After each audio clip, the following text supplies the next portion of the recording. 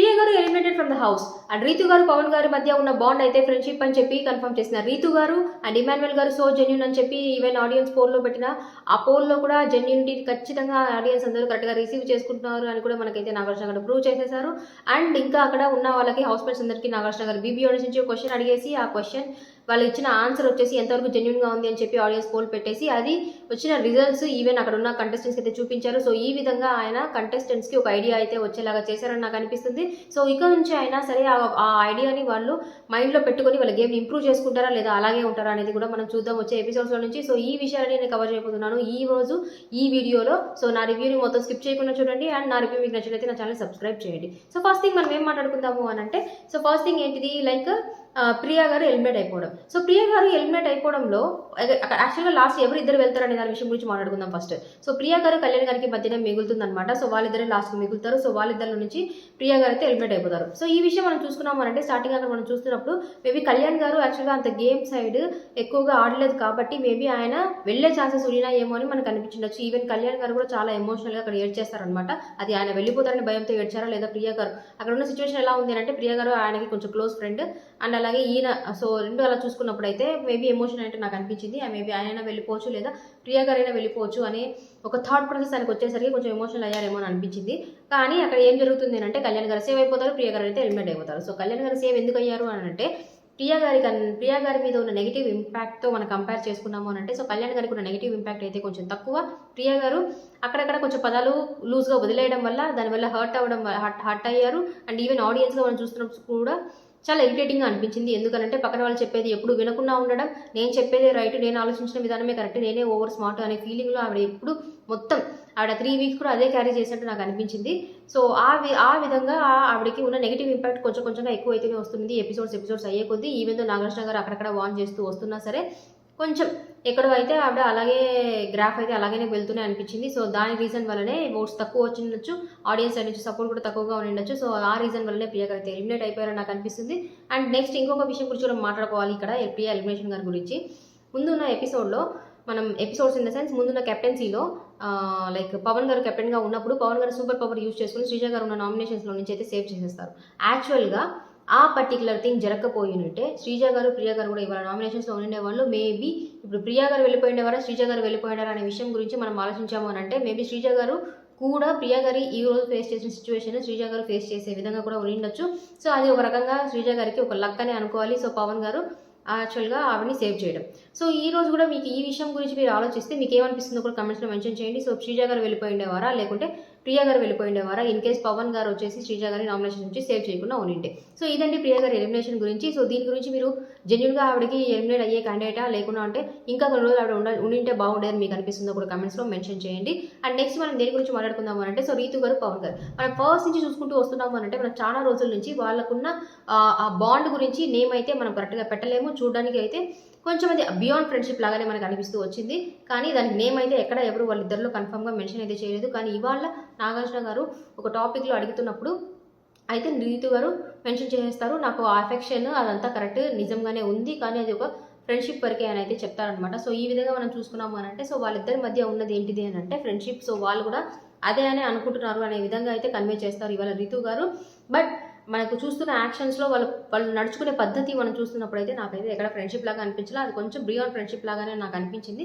But anyways వాళ్ళు కొంచెం అది రియలైజ్ అయ్యుంటే ఈ రోజు ఎందుకనంటే రీతు గారి మదర్ దగ్గర నుంచి కూడా ఒక మెసేజ్ అయితే వస్తుంది, ఆడియో మెసేజ్. దానిలో ఆవిడ క్లియర్గా మెన్షన్ చేస్తారు నువ్వు ఎందుకు వెళ్ళావు ఆ గేమ్కి, సో నువ్వు గేమ్కి ఎందుకు వెళ్ళావు అది మన దృష్టిలో పెట్టుకో, గేమ్ నీ కోసం ఆడు పక్కన వాళ్ళ కోసం కాదు, నేను ఎందుకు చెప్తున్నాను అర్థం చేసుకో, ఏది చెప్తున్నాను కూడా నీకు తెలుస్తూనే ఉంటుంది.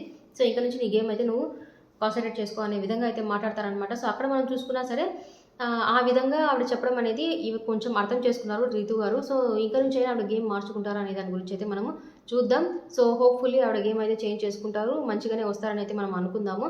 సో ఇది అయితే జరుగుతుంది అనమాట. సో ఆ విధంగా ఇవాళ పవన్ గారికి రీతు గారికి ఉన్న బాండ్కి ఫ్రెండ్షిప్ అని అయితే మనకి క్లారిటీ ఇచ్చేసారు వాళ్ళు. బట్ పోను అట్లీస్ట్ మన వాళ్ళు చేసే యాక్షన్స్ కూడా అలాగే కన్వే అవుతాయో లేదా అని అయితే మనం చూద్దాము. అండ్ నెక్స్ట్ ఇంకొకటి ఏంటిది అని అంటే ఇది క్వశ్చన్ ఇలా అడిగిన తర్వాత ఒక టాపిక్ అయితే వస్తుంది, శ్రీజ గారికి ఒక క్వశ్చన్ అయితే వస్తుంది అనమాట. ఏంటి శ్రీజ గారికి కాదు యాక్చువల్గా పవన్ గారికి అయితే ఒక క్వశ్చన్ వస్తుంది ఆడియన్స్ బీబీ ఆడియన్స్ నుంచి. ఏంటిది అని అంటే శ్రీజ గారు దగ్గర శ్రీజ గారు యాక్చువల్గా పవన్ గారితో చెప్పారనమాట. సో మేబీ కంటెంట్ కోసం కూడా చేసే ఛాన్సెస్ ఉన్నాయి. సో ఆ విధంగా నువ్వు చూసుకున్నప్పుడు కొంచెం ఎమోషనల్గా అవ్వద్దు, ఎక్కువ క్లోజ్ అవ్వద్దు అని చెప్పి ఒక వార్నింగ్ లాగా ఇస్తారనమాట శ్రీజ గారు. సో దానికి పవన్ గారు నాకు తెలుసు, నేను కూడా అందుకే చేస్తున్నాను అని అయితే ఒక మాట అనేస్తారు. సో దానికి మనం చూసుకున్నామంటే కాంటెక్స్ట్ మనకు అది థర్డ్ పర్సన్గా మనం విన్నాము అంటే మనకి ఏమర్థమవుతుంది అంటే, సో పవన్ గారు కూడా కొంచెం మందికి ఆవిడ కంటెంట్ కోసం చేస్తారని నాకు తెలుసు, అందుకే నేను కంటెంట్ కోసమే చేస్తున్నాను అని చెప్పి అనే ఆ సెన్స్లో చెప్తున్నట్టయితే మనకు అర్థమైంది. అండ్ ఈవెన్ పవన్ గారు రీతు గారికి అది సమాధానం చెప్పుకోవడమో లేకుండా అంటే రీతు గారు నువ్వు ఎందుకు అలా బిహేవ్ చేసావు అడిగినప్పుడు కూడా ఆయన కన్వే చేయడానికి దాన్ని కవరప్ చేయడానికి చూశారు. కానీ ఆయన కవరప్ చేసే విధానం చూస్తే నాకు ఏమనిపించింది అని అంటే కొంచెం అబద్ధం చెప్తున్నట్టు అనిపించింది. ఆ సిచ్యువేషన్లో శ్రీజ గారితో మాట్లాడిన విషయం గురించి మనం ఆలోచించాము అని అంటే అది పవన్ గారు ఆల్రెడీ తెలుసు అది కంటెంట్ కోసమే చేస్తోంది అని చెప్పి, అండ్ సో నేను అందుకే కంటెంట్ కోసమే నేను అట్లే కంటిన్యూ చేస్తున్నాను అని చెప్పి అర్థంలోనే చెప్పినట్టు అనిపించింది. కానీ రీతు గారితో మాట్లాడుతున్నప్పుడు అది కొంచెం కవర్ చేయడానికి ట్రై చేశారని అనిపించింది. అక్కడ మాత్రం పవన్ గారు కొంచెం జెన్యూనిటీ తప్పారేమో అని నాకైతే అనిపించింది. సో ఇది మీకు చూస్తున్నప్పుడు మీకేమనిపించింది కూడా కమెంట్స్లో మెన్షన్ చేయండి. సో వాళ్ళిద్దరు నిజంగానే నిజం చెప్తున్నారా లేదా, ఇన్ని రోజులు వాళ్ళు ఒక కైండ్ ఆఫ్ బియాండ్ ఫ్రెండ్షిప్లో ఉన్నా సరే ఇవాళ వాళ్ళకంతా వాళ్ళు రియలైజ్ అయ్యి ఈ రోజు నుంచి సరే మన ఫ్రెండ్షిప్గా ఉందామని అనుకుని ఆ మాట చెప్పుకుంటున్నారా మనకు తెలియదు. కానీ మనం ఇక ముందు వచ్చే ఎపిసోడ్స్లో మనం చూద్దాం. సో వాళ్ళు ఇంకా అలానే బిహేవ్ చేస్తారా లేకుంటే ఒక ట్రూ ఫ్రెండ్స్ లాగా ఉంటారా అని చెప్పి. సో నెక్స్ట్ ఇంకొకటి ఏంటిది అని అంటే, సో ఇమాన్యుల్ గారు ఇవాళ యాక్చువల్గా ఆడియన్స్ దగ్గర నుంచి బీబీ ఆడియన్స్ నుంచి క్వశ్చన్స్ అందరినీ ఒక్కొక్కరికి అడిగి వాళ్ళు చెప్పిన ఆన్సర్స్ని పోల్ అయితే పెడతారనమాట. ఎంతవరకు జెన్యూనిటీ ఉంది వాళ్ళు చెప్పేదానిలో, ఆడియన్స్ ఏమనుకుంటున్నారని చెప్పేసి. సో దానిలో మ్యాక్సిమం జెన్యూన్గా చెప్తున్నాడు అని నమ్మింది ఇమాన్యుల్ గారి ఆన్సర్ అయ్యనమాట. సో ఇమాన్యుల్ గారికి వచ్చిన క్వశ్చన్ కూడా ఏంటిది అని అంటే లైక్ ఎక్కువగా ఎమోషనల్గా ఉంటున్నారు, ఇంకా ఎంటర్టైన్మెంట్ అది అన్నీ బాగా చేస్తున్నారు అని చెప్పి అయితే వస్తుంది. సో యాక్చువల్గా దాని గురించి కూడా ఆయన మాట్లాడి చెప్తున్నప్పుడు కూడా లైక్ నేను ఇక ముందు కూడా అలాగే ఉంటాను, నేను చేస్తాను, నేను జెన్యూన్గానే ఉంటున్నాను, నేను ఏది లైక్ మాస్క్ అని కాదు కానీ నేను ఫుల్గా ఎక్కడైనా ఇలాగే ఉంటాను, నేనేమి ఇంకా దాని నిజం అంటూ ఇంకేం లేదు, నేను ఇంతే నేను ఉండేది, బయట కూడా ఇలాగే ఉంటాను అని అయితే మెన్షన్ చేస్తారనమాట. సో నా ఒరిజినాలిటీ ఇది, నేను ఇలాగే ఉంటాను అని అయితే చెప్తారు. సో ఆయన చెప్పిన ఆన్సర్ కూడా ఆడియన్స్ అందరూ అవును ఆయన జెన్యూన్గానే ఆన్సర్ చెప్తున్నారు అని చెప్పి అయితే పోలింగ్లో మ్యాక్సిమం పర్సంటేజ్ గ్రీన్ వస్తుందన్నమాట ఆయనకి, 91%. సో అది రావడం వలన ఆయనకి ఒక ఆ రోజు దానిలో ఆయనకి గ్రీన్ వచ్చింది కాబట్టి కిరీటం కూడా ఇస్తారు. సో లైక్ ఇప్పుడు వరకు మనం చూస్తున్నామంటే ఈ షోలో మ్యాక్సిమం సపోర్ట్ ఇమాన్యుల్ గారికి అయితే ఉంటుంది. ఆయన ఎంటర్టైన్మెంట్ బాగా చేస్తున్నారు, టాస్క్లు గట్టిగా ఆడుతున్నారు.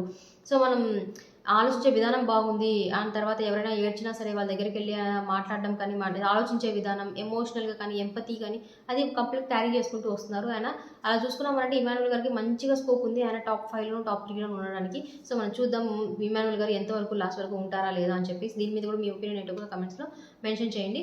సో అన్ని ఇలాగే ఇవాళ మొత్తం దసరా స్పెషల్ ఎపిసోడ్ కాబట్టి so lot of movies promotions ఉన్నాయి, లైక్ టీజర్స్ చూపించారు అండ్ లోపల వెళ్ళి కొన్ని గేమ్స్ అయితే పెట్టారు. ఇవాళ యాక్చువల్గా ఈ స్పెషల్ ఎపిసోడ్ కాబట్టి 7 o'clock స్టార్ట్ అయిపోయింది షో.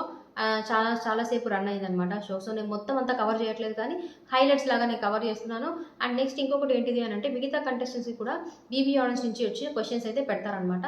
సో హరీష్ గారికి పెట్టిన క్వశ్చన్ ఏంటిది అని అంటే ఆయన ఎప్పుడు ఎవరి మాట వినడు కదా, ఆయన ఎప్పుడు ఇలాగే ఉంటారా అని చెప్పినట్టు అయితే మాట్లాడతారనమాట. సో ఆయన డబుల్ స్టాండర్డ్స్గా ఉండకూడదు అని చెప్పేసి దానికి కూడా ఆయన ఏం చెప్తారంటే నేను ఇలాగే ఉంటాను అని చెప్పి అయితే కూడా చెప్తారు. సో అలా చెప్పినప్పుడు కూడా ఆయనకు ఆడియన్స్ కూడా చాలా లీస్ట్ వస్తుంది అనమాట.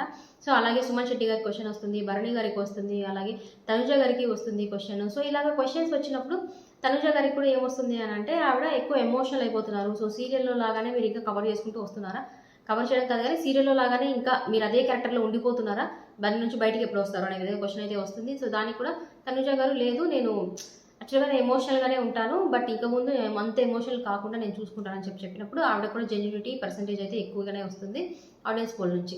సో ఇలాగా భరణి గారికి కూడా అయితే క్వశ్చన్ వస్తుంది, ఎప్పుడు మంచివారి లాగానే ఆ లెవెల్ ఆ బార్డర్ అట్లే మెయింటైన్ చేసుకుంటూ పోదాము అని చెప్పి అయితే ఉంటున్నారా అని కూడా క్వశ్చన్ వస్తుంది. దానికి కూడా ఆయన సైడ్ నుంచి ఏదో ఆన్సర్ చెప్తారు కానీ అది జెన్యూనిటీగా ఫీల్ అవ్వట్లేదు అని అని అంటారు అనమాట. సో ఇలాగా మొత్తం ఎపిసోడ్లో జరిగినట్టు చిన్న చిన్న టాస్కులు ఫాన్ టాస్కులు అదైతే జరిగాయి. బట్ మెయిన్గా అయితే నాకు అనిపించింది మొత్తంగా జరిగిన టాపిక్స్ ఏంటివి అని అంటే సో రీతు గారు పవన్ గారిది బాండ్ గురించి ఏంటిది అండ్ అలాగే ప్రియా గారి ఎలిమినేషన్ అండ్ ఎమాన్యుల్ గారి జెన్యూనిటీ. సో నాకు ఇవి 3 చాలా మెయిన్గా అనిపించాయి. బాగా మాట్లాడుకునే పద్ధతి అని కూడా ఆ పాయింట్స్ కూడా అయితే నాకు అనిపించింది. సో అందుకని ఈ వీడియోలో నేను షార్ట్ అండ్ క్లిప్స్గా పెట్టాను అండ్ ఈ 3 పాయింట్స్ అయితే నేను మెన్షన్ చేశాను. సో వీడియోని కూడా ఫుల్గా చూసినట్టే మీకు నా రివ్యూ నేను ఎలా ఇస్తున్నాను అనే విషయం కూడా మీకు అర్థమయ్యే ఉంటుంది. సో నా పాయింట్ ఆఫ్ వ్యూ మీకు కరెక్ట్ అనిపిస్తూ ఉంటే నా ఛానల్ని సబ్స్క్రైబ్ చేయండి అండ్ నాకు సపోర్ట్ చేయండి. అండ్ మళ్ళీ మనం నెక్స్ట్ వీడియోలో కలుద్దాం. Until then see you guys, bye.